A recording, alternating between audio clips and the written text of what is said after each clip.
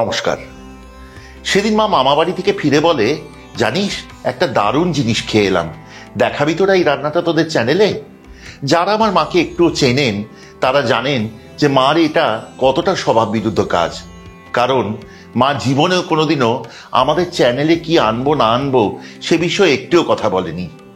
এতখানি দুঃসাধ্য এবং কঠিন মাকে নিজেকেও আনা এই চ্যানেলে যে এত বছর কাজ করে মাত্র 2টি পর্বে মাকে আনতে পেরেছি, একটি প্লাস্টিক চাটনি, আরেকটি বিয়েবাড়ির সুক্ত।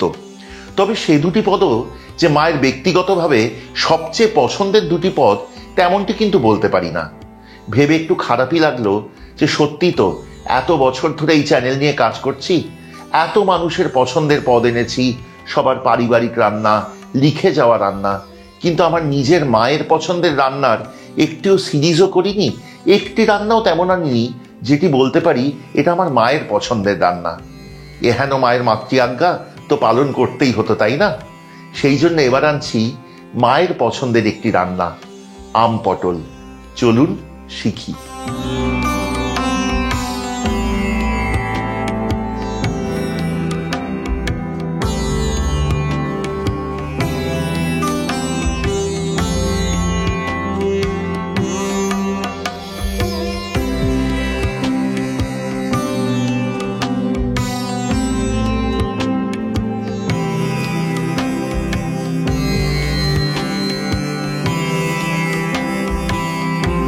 এই রান্নাটি কিন্তু খুব সহজে হয় এবং খুব কম উপকরণ লাগে, কিন্তু খেতে হয় দারুণ সুস্বাদু। এর জন্য 2টি প্রস্তুতি পর্ব সেরে নিতে হবে। প্রথমত কাঁচা আম নিন এবং বেটে রাখুন ভালো করে, সাথে 2 থেকে 3টি কাঁচা লঙ্কা দিয়ে। আমি কিন্তু বাজার থেকে বেশ ভালো সবুজ দেখে কাঁচা আম কিনেছিলাম, তারপর বাড়িতে এসে কেটে দেখি হলদেটে রং ধরে গেছে। কি আর করা, সেই আম দিয়েই কাজ সারবো আমি, কিন্তু আপনারা পারলে ডাঁসা কাঁচা আম নেবেন। দ্বিতীয়ত সর্ষে বেটে রাখুন।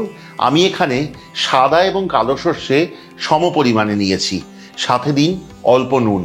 সর্ষে বেটে কিন্তু ঢাকা দিয়ে রাখতে ভুলবেন না, নয়তো তেতো হয়ে যাবে।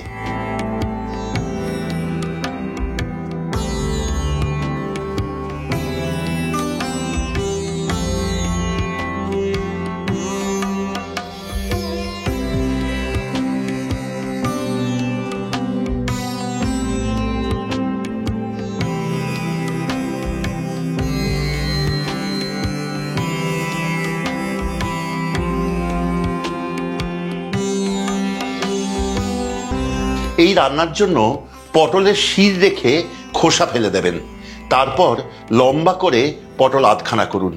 এবার কড়াই আঁচে বসান, তারপর ঢেলে দিন সর্ষের তেল। পটল নুন হলুদ মাখিয়ে নরম আঁচে নরম করে ভাজুন। মনে রাখবেন, কড়া আঁচে ভাজলে কিন্তু পটল পটল ভাজার মতো হয়ে যাবে, তখন কিন্তু এই রান্না আর খেতে ভালো লাগবে না।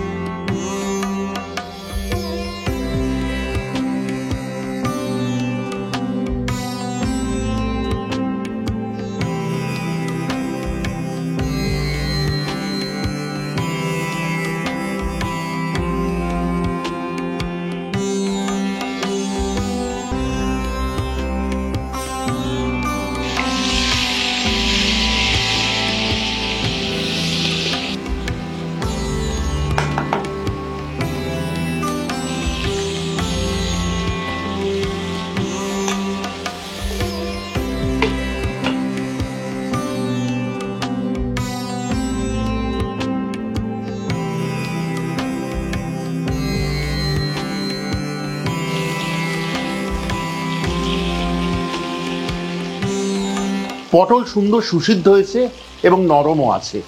এবার তেল থেকে পটল তুলে নিয়ে সেই অবশিষ্ট তেলে যোগ করুন কালো জিরে ও কাঁচা লঙ্কা।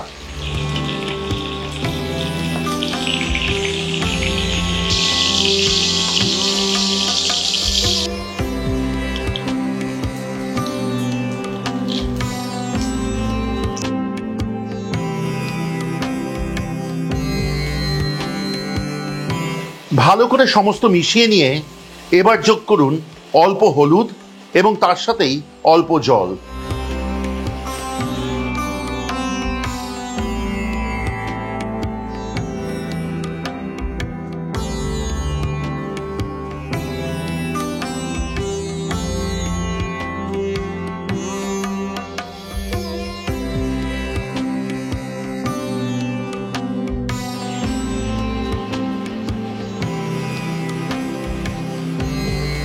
রান্নাটি ভালো করে মিশিয়ে নিন এবং তারপর যখন ফুটতে আরম্ভ করবে তখন এতে ছেড়ে দিন আগে থেকে ভেজে রাখা পটল।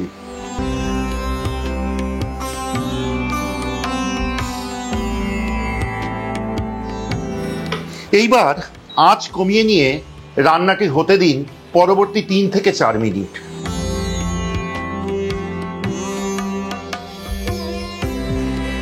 এই পর্যায়ে যতক্ষণই রান্নাটি হচ্ছে আপনাদের সাথে বলি দুটি কথা। প্রথমত, পৃথিবীর নানান প্রান্ত থেকে নানান মানুষ আমাদের সাথে যোগাযোগ করতে চান। কেউ বা বলতে চান নিজের পরিবারের খাবার সংক্রান্ত গল্প, কেউ ভাগ করে নিতে চান নিজের পারিবারিক কোনো রেসিপি, কেউ বা আমাদের থেকে খাবার নিতে চান, তা তাদের নিজেদের পরিবারের জন্য হোক বা আত্মীয় পরিজন। আমরা কিন্তু কলকাতা, সল্টলেক, নিউ টাউন জুড়ে এই খাবার বিতরণ করি। যদি মনে হয় যোগাযোগ করবেন 6291834357 এই নম্বরে। দ্বিতীয়ত, আজকের পর্বটি কিন্তু আমার মনের বিশেষ কাছের, কারণ এই পর্বটিতে আনলাম প্রথমবার আমার মায়ের প্রিয় রান্না, আমার মায়ের বলায়। কেমন লাগলো আজকের পর্ব এবং আমাদের চ্যানেলের অন্যান্য পর্বগুলি দয়া করে আমাদের কমেন্টে লিখে পাঠান। যথাসাধ্য সম্ভব উত্তর দেবার চেষ্টা করব। যদি ভালো লাগে সাবস্ক্রাইব করে সঙ্গে থাকবেন, খুব আনন্দ পাবো। এবং যদি মনে করেন আমাদের চ্যানেলের সব রান্নার নোটিফিকেশন প্রথম পৌঁছবে আপনাদের কাছে, তাহলে অবশ্যই বেল আইকনটি টিপে দিতে ভুলবেন না। এবার ফিরি রান্নায়। এবার রান্নাটিতে সর্ষে বাটা দেবার পালা। আমি কিন্তু এখানে পটল নিয়েছি 500 গ্রাম, তার সাথে ব্যবহার করেছি 2টি বড় কাঁচা আম এবং সর্ষে দিয়েছি আধ কাপ পরিমাণ।